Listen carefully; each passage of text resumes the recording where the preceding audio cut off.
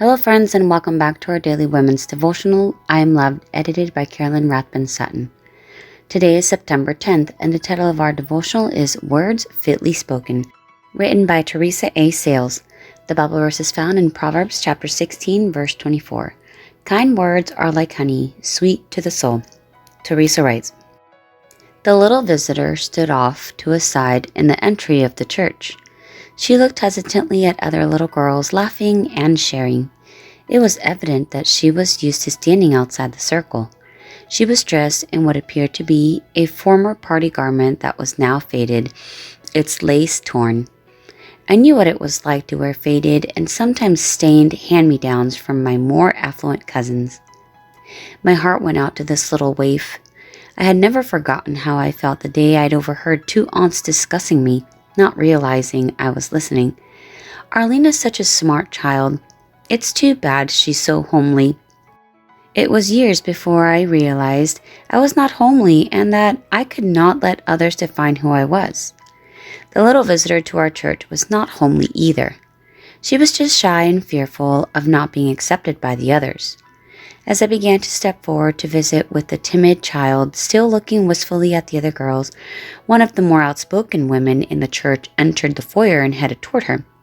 Having been the target of a few hurtful words from this lady, I winced as she approached the child, fearful she might make the little one feel even more out of place.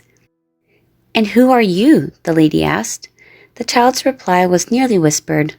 The older woman bent down and said in a louder voice, "Well, aren't you a pretty little thing?" The child looked up into the woman's face and smiled. She was not only a pretty little thing, she suddenly felt totally beautiful. The girls who had been talking together by the door came over to the newcomer, introduced themselves, and took her by the hand to join their group. Kind words from a woman who had sometimes said hurtful ones had brought joy. We never know what a change we can make with a few loving words in the life of another person, especially a child. Every day we have opportunities to say some kind words to a total stranger, perhaps someone in line behind us at the post office, or someone with a harried look searching for an item in a store, or maybe someone who is not a stranger but who looks like a loving word could make a big difference in how their day is going. Listen to the still small voice inside, impressing the right words to say, or maybe just a smile and a little pat on the arm. It may change a life.